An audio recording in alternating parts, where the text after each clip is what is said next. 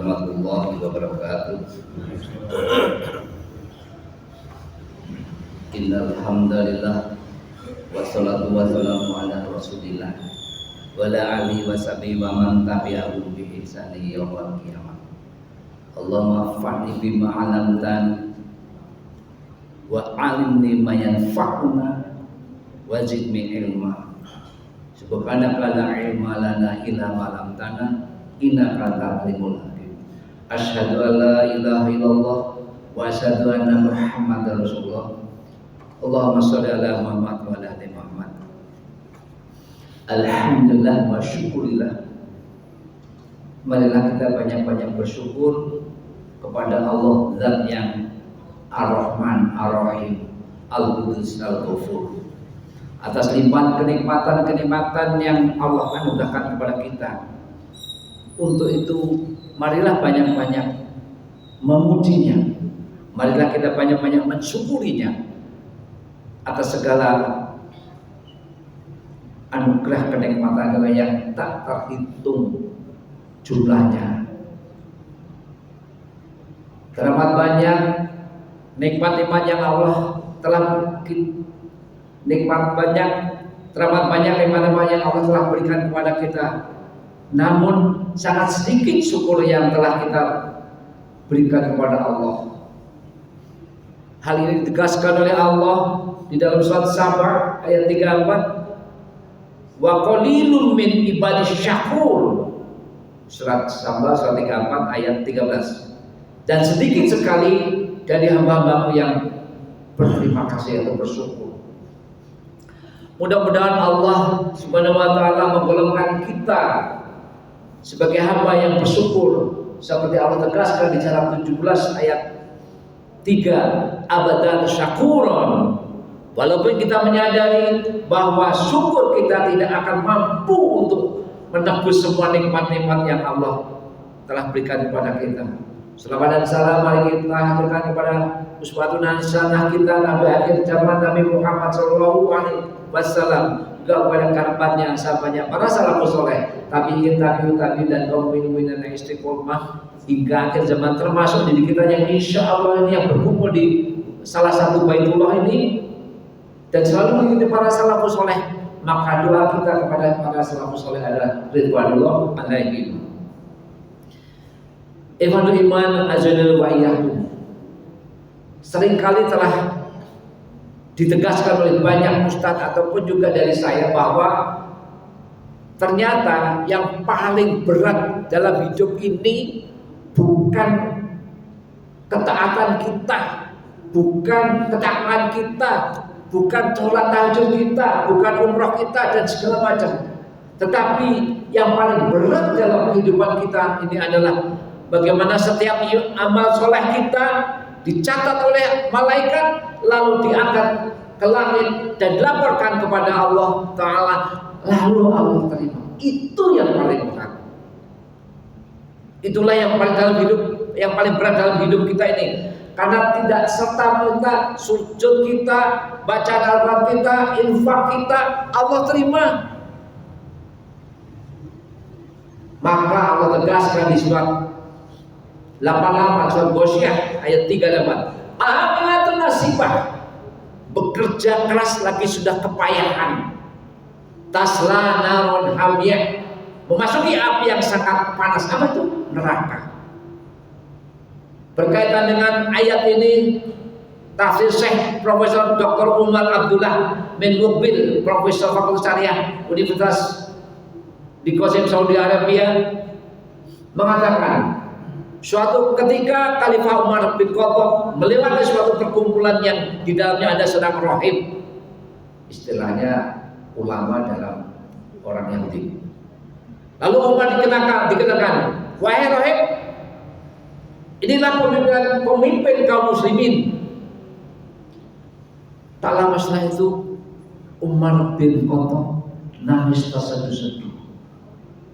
Kalau orang Jawa bilang berebes, keluar air matanya.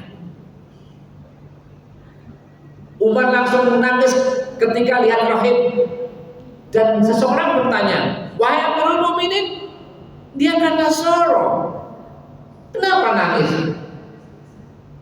Umar jawab. Umar menjawab, saya ingat surat Ghosiyah ayat 3 dan 4. Aku kasihan dengan kedudukan dan kerja keras yang akhirnya hanya menjerumuskan ke dalam neraka. Itulah Bapak dan Ibu yang paling berat di dalam hidup kita ini. Iwatul iman ayyunabi wa iyyakum. Oleh karena itu, agar kita tidak tasla naron hawiyah, memasuki api yang sangat panas atau neraka, maka ada dua hal.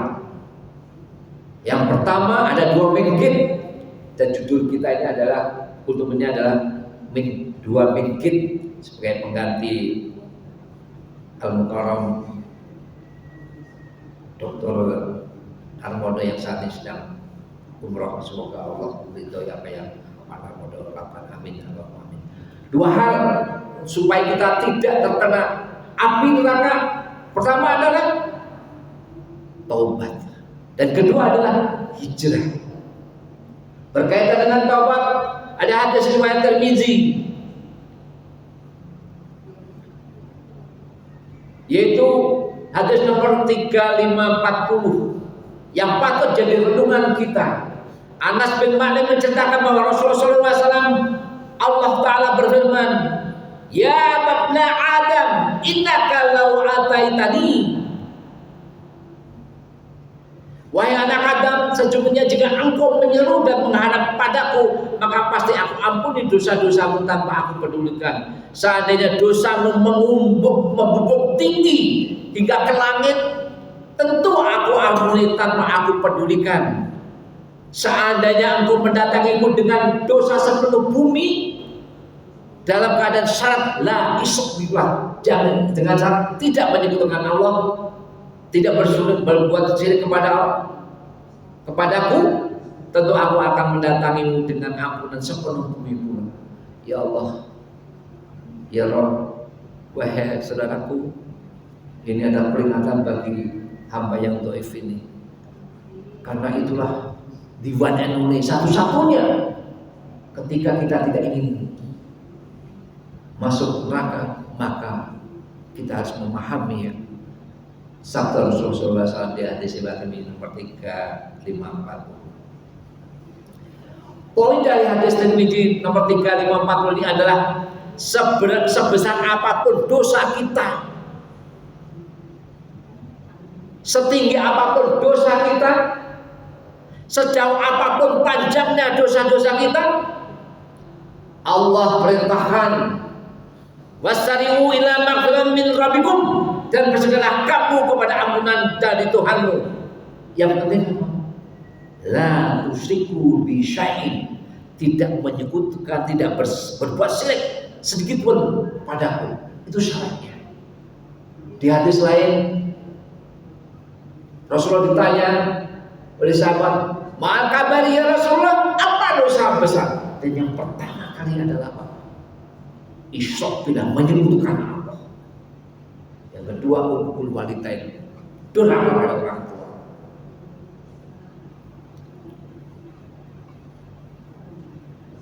Tadi itu yang pertama. Yang kedua berkaitan dengan tobat. Di dalam kitab Riyadhus Shalihin,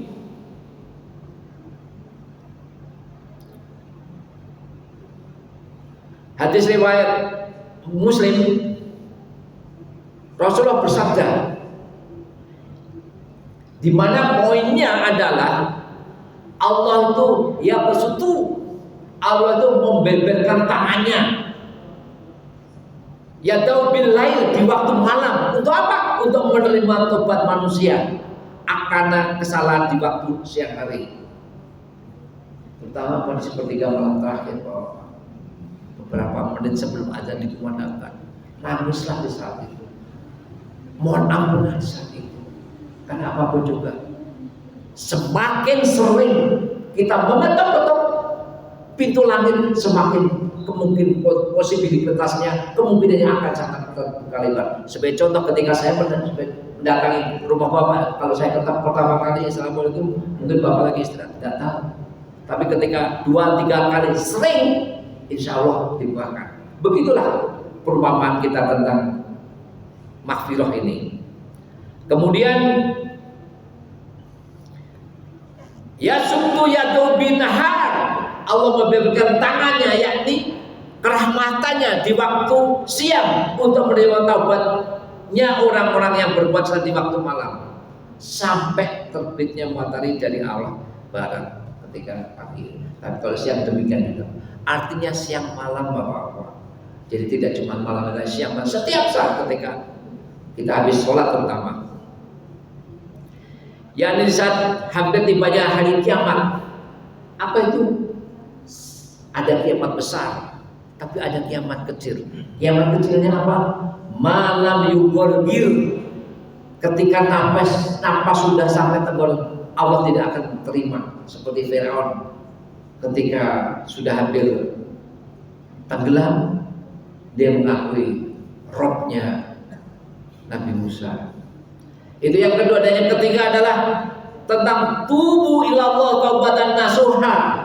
Taubat yang ketiga yaitu tentang taubatan nasuha. Hai orang-orang beriman, bertaubatlah kepada Allah dengan taubatan nasuha, taubat yang semurni-murninya. Mudah-mudahan Rabbmu akan menutupi kesalahan-kesalahanmu.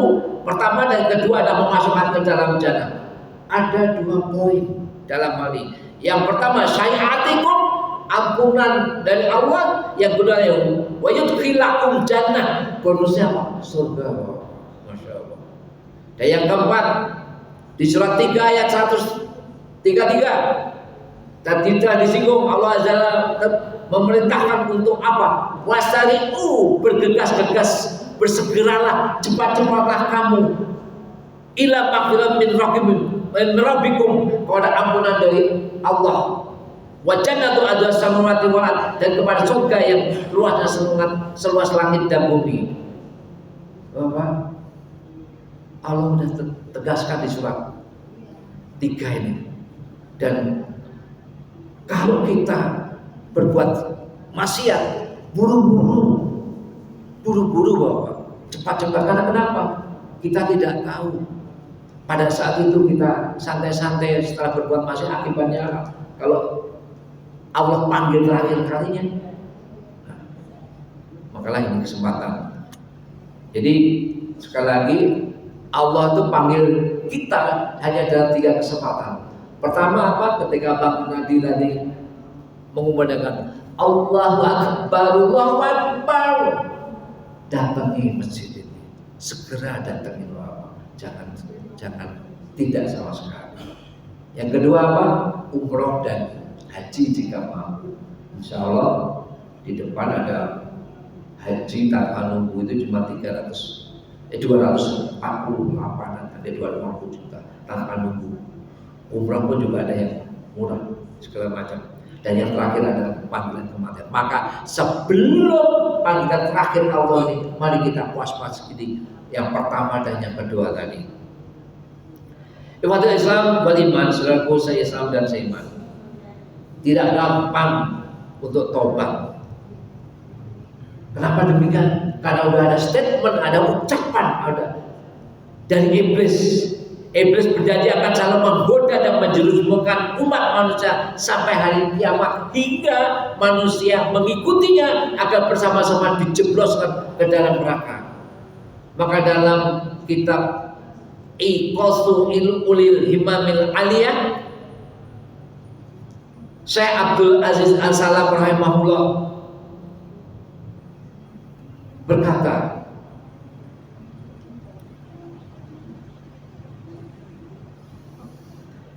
apabila iblis telah mematuk atau mencengkram mengalahkan anak Adam dengan 3 hal ini yang perlu kita paham. Ada 3 hal iblis itu.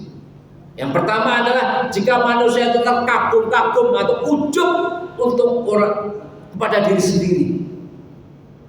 Nah ini tidak, Bapak-bapak tidak tahu. Manusia tidak tahu, tapi Allah tahu, malaikat tahu. Hati-hati. Yang kedua adalah menganggap amalnya telah banyak. Saya sholat tahajud, saya puasa, saya sholat di masjid, saya baca Al-Quran. Itu cengkraman iblis masuk dari situ. Yang ketiga dia lupa akan dosa-dosanya. Bahwa apa? ketika kita berbuat dosa. Al-insanu makhlukun, manusia tempatnya salah dan selalu berbuat dosa. Kecil tapi kalau lama banyak berbahaya. Oleh karena itu Allah ingatkan wasari'u, maka bersegeralah. Di poin satu yaitu ujub, sebagai seorang muslim Allah dan Rasulnya sangat melarang hamba untuk memiliki sifat ujub di dalam hati kita masing-masing. Itulah penyakit hati yang hanya dapat diketahui oleh Allah Ta'ala. Sebab muncul dari kesombongan tersebut adalah adanya ujub di dalam hati seseorang. Terkadang ada seorang muslim menganggap remeh orang lain. Ini salah satu sifat sombong. Perhatian seperti itu akan membatalkan amal orang tersebut. Maka Rasulullah ingatkan kita di hadis riwayat Muslim nomor 91, al-kibr batalul haq wa ghamtun nas. Sombong adalah sikap menolak kebenaran dan meremehkan orang lain. Hadis riwayat Muslim nomor 91. Ibnu Mubarak rahimahullah, beliau adalah Abdullah bin Mubarak atau Abu Abdurrahman Abdullah bin Mubarak, ulama hadis terkemuka dan seorang zuhud yang sekali. Beliau berkata, wala a'lamu fil musallina syai'un syahrun minal ujub. Aku tidak mengetahui pada orang-orang yang sholat perkara yang lebih buruk. Aku tidak mengetahui pada orang-orang. Jadi orang-orang sholat, si syekh ini tidak tahu, orang tidak tahu, siapapun tidak tahu. Yang tahu hanya malaikat dan Allah tentunya. Tidak mengetahui kepada orang yang paling buruk itu apa? Ujub, bangga tentang sikap dan perilakunya. Hal ini diriwayatkan oleh Al-Baihaqi dalam Sya'bul Iman nomor 8260. Dan hal ini selaras dengan hadis ma'ruf. Di dalam hal ini Rasulullah bersabda, salatun mukhilatun, 3 hal yang membawa pada jurang kebinasaan. Yang pertama adalah subun muta'un, tamak lagi kikir. Yang kedua adalah wahwan mutaba'un, mengikuti hawa nafsu yang selalu mengajak kepada kejelekan. Dan yang terakhir ini bahwa wa'ijabul mar'i binafsih, ujub, takjub kepada diri sendiri. Bahwa dari Ibu yang Allah rahmati, untuk ini masih ada kesempatan. Marilah kita banyak-banyak taubat, istighfar. Kita beda antara taubat dengan istighfar. Kalau istighfar belum menunggu dosa. Kalau kita salah dosa maka harus taubat. Tapi istighfar tidak dosa pun tetap istighfar. Jadi istighfar untuk yang sudah berdosa ataupun untuk yang akan datang. Dan terakhir, marilah kita tinggalkan iman dan takwa kita semua semoga bermanfaat. Wallahu a'lam bishawab. Al-haqqu min rabbika fala takunanna minal mumtarin. Pada Rabbmu dan janganlah kamu termasuk orang yang berdosa. Mari kita tutup dengan doa kafaratul majlis.